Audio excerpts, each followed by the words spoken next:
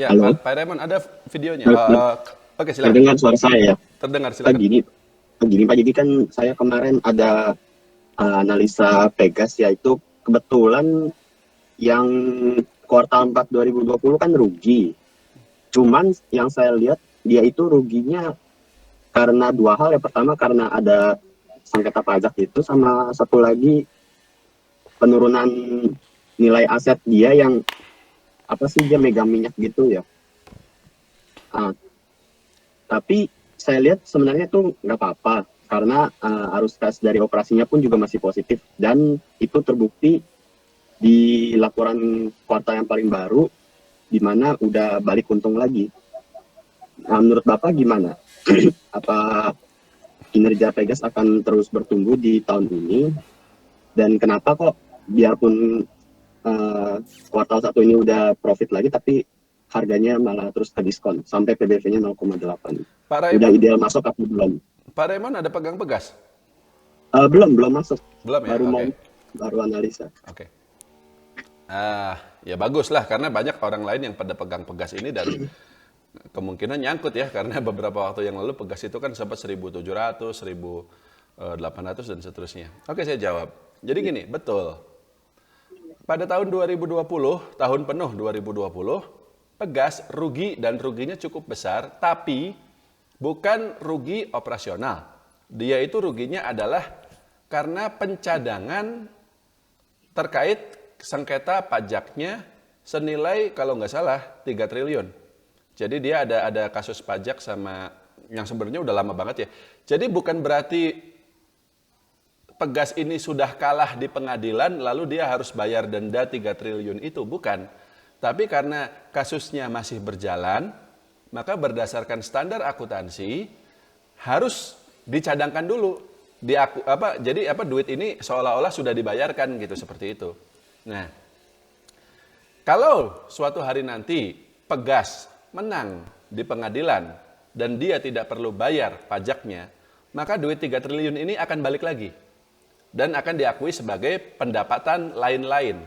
Dan itu real juga, jadi nanti labanya naik lagi, ekuitasnya naik lagi. Tapi kalau dia kalah, ya sudah, duit 3 triliun itu hilang sama sekali.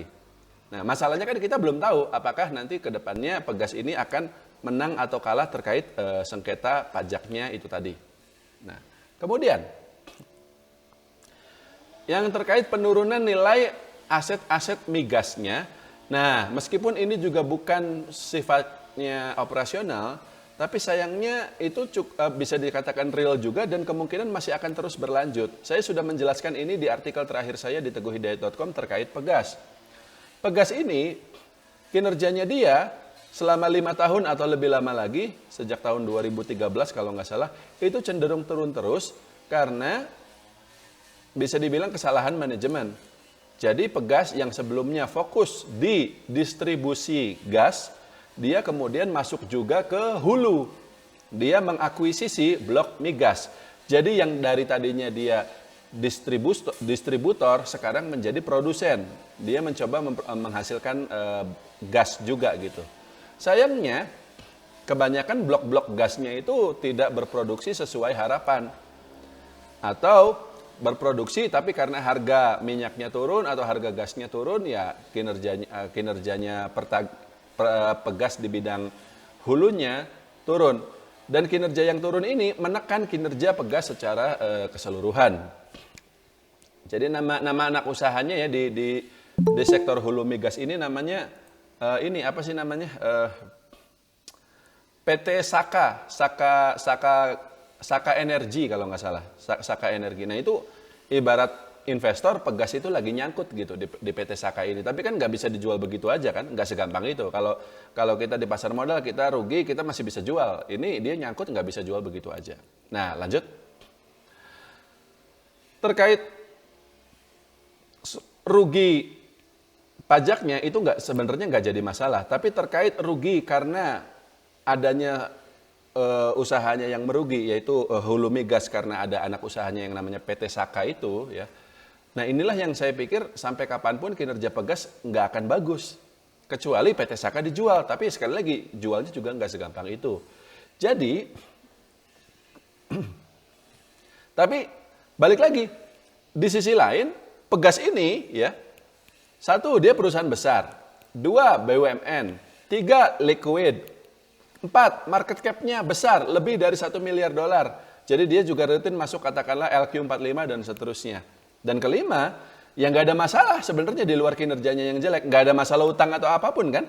Nggak ada dia istilahnya gagal bayar utang atau apa. Jadi kalau harganya murah pada level tertentu, dia sudah cukup murah, baru kita bisa beli sahamnya. Dan untungnya pada tahun 2021 ini kemungkinan kinerja dia ada perbaikan, bukan karena benar-benar sudah pulih, tapi karena pada tahun 2020 kemarin kan memang lagi parah-parahnya.